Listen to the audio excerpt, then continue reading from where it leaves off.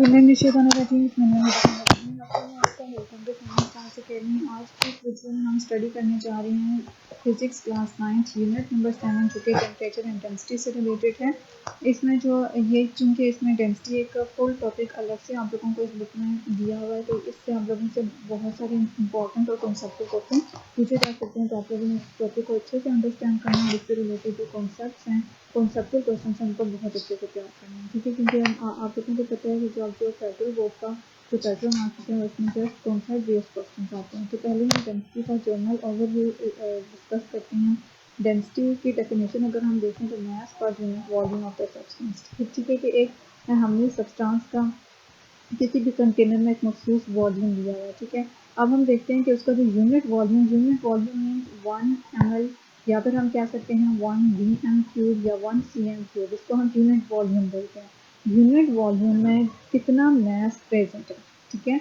एक यूनिट मतलब 1 dm³ के अंदर कितना मास उस सब्सटेंस का मौजूद है, वो उसका क्या कहलाता है, डेंसिटी कहलाता है, ठीक है। अब इस यूनिट वॉल्यूम में यहाँ पे जितना सब्सटेंस का मास होगा वो उसकी क्या कहलाएगी, डेंसिटी कहलाएगी। ये इसकी डेफिनेशन हो गई। डेफिनेशन बच्चे बहुत ज़्यादा कंफ्यूज होते हैं इसकी डेफिनेशन और गलत दिखाते हैं, तो आप लोगों ने बिल्कुल भी ऐसा नहीं करना और अच्छे से डेफिनेशन को मेमोराइज करना है। Mass per unit volume of the substance, ठीक है। किसी भी सब्सटेंस का यूनिट वॉल्यूम में कितना मास है वो उसकी क्या कहलाता है, डेंसिटी कहलाता है। नेक्स्ट हमारे पास इसकी मैथमेटिकल फॉर्म है। मैथमेटिकल फॉर्म अगर हम देखें तो जैसे मास पर यूनिट वॉल्यूम है, mass per unit volume means के वॉल्यूम इसके साथ क्या हो रहे हैं, डिवाइड हो रहे हैं। ये हमारे पास किसके इक्वल आता है, डेंसिटी के इक्वल आता है, ठीक है। ये इसकी मैथमेटिकल फॉर्म हो गई।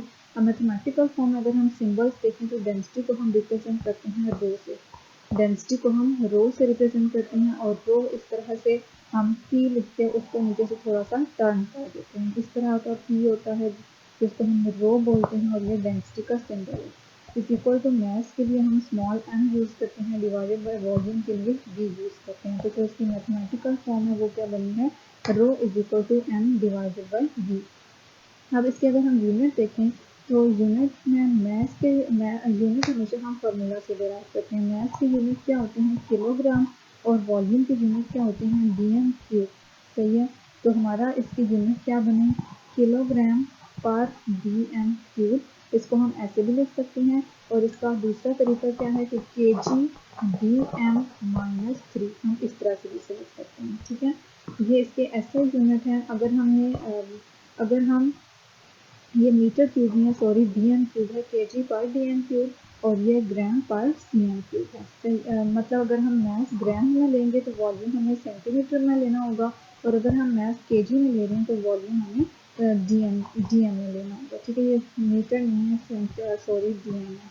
फिजिकल क्वांटिटी अगर हम देखें तो चूँकि इसकी किसी किस्म की कोई डायरेक्शन नहीं है, ठीक है। डेंसिटी को डिटर्मिन करने के लिए हम डायरेक्शन का यूज़ नहीं करते, तो ये क्या हुआ है, स्केलर क्वांटिटी, सही है। कॉन्सेप्चुअल क्वेश्चन इससे रिलेटेड क्या है, why are solids denser than liquids and gases. Solid जो हैं वो लिक्विड्स और गैसेस से डेंसर क्यों हैं। अब आपके सामने है तीन तरह के कंटेनर्स बना रही हूँ। एक में मैंने कोई भी सॉलिड सब्सटेंस रख दिया है जैसे कि सॉल्ट हो गया, दूसरे में मैं लिक्विड ले लेती हूँ जैसे कि वाटर हो गया, और तीसरे में हम गैस ले लेते हैं जैसे कि ऑक्सीजन गैस, ठीक है। इस तरह से गैस। अब अगर हम सॉल्ट को देखें तो इसके यूनिट वॉल्यूम में जो मैटर मौजूद है, यहाँ पे जो मैटर मौजूद है वो ज़्यादा है। मतलब जो मैटर का मास यूनिट वॉल्यूम में मौजूद है वो क्या होता है, ज़्यादा होता है, क्योंकि इसमें जो एटम्स होते हैं सॉलिड में वो क्लोजली पैक होते हैं। क्लोजली पैक होने की वजह से जो इसका इतना सा वॉल्यूम है उसमें ज़्यादा नंबर ऑफ एटम्स होंगे, ठीक है। लेकिन लिक्विड्स के केस में जो एटम्स होते हैं वो लूजली पैक होते हैं एज कम्पेयर टू सॉलिड्स। इस वजह से यहाँ पे जो मॉलिक्यूल एटम्स हैं या मॉलिक्यूल्स हैं उनके बीच में स्पेसेस होते हैं और वो दूर दूर होते हैं, जिसकी वजह से यूनिट वॉल्यूम के अंदर जो एटम का नंबर ऑफ एटम्स हैं वो डिक्रीज कर जाएगा, ठीक है। डिक्रीज होने की वजह से उसका वॉल्यूम डिक्रीज कर जाएगा, वॉल्यूम डिक्रीज करेगा तो उसकी डेंसिटी डिक्रीज कर जाएगी, ठीक है। और अगर हम गैसेस के केस में देखें तो गैस में जो मॉलिक्यूल्स ऑफ गैसेस हैं वो और फार अपार्ट होती हैं। यूनिट वॉल्यूम में बहुत कम एटम्स ऑफ गैसेस और मॉलिक्यूल्स ऑफ गैस मिलेंगे, जिसकी वजह से उसका वॉल्यूम और कम हो जाएगा और उसकी डेंसिटी और कम हो जाएगी। इस वजह से हम कहते हैं कि सॉलिड्स में चूँकि क्लोजली पैक्ड एटम्स होते हैं या उसके पार्टिकल्स होते हैं, इस वजह से उसकी डेंसिटी सबसे ज़्यादा हाई होती है देन लिक्विड्स, एंड सबसे कम डेंसिटी किसकी होती है, गैसेस की, क्योंकि इसमें जो पार्टिकल्स हैं और गैसेस की वो बहुत ज़्यादा फार अपार्ट होते हैं। ठीक है, in solids atoms are closely packed in the given volume. Solids में गिवन वॉल्यूम के अंदर एटम्स हैं वो क्लोजली पैक्ड होते हैं। इस वजह से सॉलिड्स को हम डेंसर मटेरियल्स कंसिडर करते हैं, जैसे कि रॉक्स एंड एटम्स मेटल्स हैं। Whereas liquids and gases, sorry ये सॉलिड्स में लिक्विड्स एंड गैसेस हैं, उसमें एटम्स फार होती हैं from each other, so they have less matter in a fixed volume. इस वजह से फिक्स्ड वॉल्यूम में लेस नंबर ऑफ एटम्स या लेस मैटर आ जाता है। तो हम कहते हैं कि जो लिक्विड्स और गैसेस हैं इनकी डेंसिटी में लेस होती है एज कम्पेयर टू सॉलिड्स। तो ये एक कॉन्सेप्चुअल क्वेश्चन है जो इससे डेंसिटी से रिलेटेड आपसे पेपर में पूछा जा सकता है। एक और जो कॉन्सेप्चुअल क्वेश्चन यहाँ से बन सकता है वो है density of the material changes with temperature explain. कि मटेरियल्स की जो डेंसिटी है वो टेम्परेचर के साथ चेंज होती है, इसको हमने एक्सप्लेन करना है। टेम्परेचर के साथ चेंज क्यों होती है, क्योंकि किसी भी चीज़ को हम हीट करते हैं। टेम्परेचर इंक्रीज कैसे करते हैं, हीट करने से टेम्परेचर जब इंक्रीज होगा तो उसका वॉल्यूम इंक्रीज या डिक्रीज होता है, उसका वॉल्यूम क्या होता है, चेंज हो जाता है। वॉल्यूम चेंज जब होगा तो हम डेंसिटी का फार्मूला क्या है, मास पर यूनिट वॉल्यूम। जब वॉल्यूम चेंज हो रहा है तो मीन्स डेंसिटी चेंज हो रही है।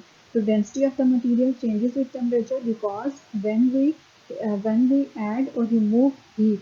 ठीक है, जब हम किसी भी सब्सटेंस का टेम्परेचर इंक्रीज या डिक्रीज करेंगे उसका वॉल्यूम चेंज होगा, और वॉल्यूम चेंज होने की वजह से उसकी डेंसिटी चेंज हो जाती है। ठीक है, ये इंपॉर्टेंट क्वेश्चन यहाँ से आप लोगों से पूछा जा सकता है। उम्मीद करती हूँ वीडियो आप लोगों के लिए हेल्पफुल थी।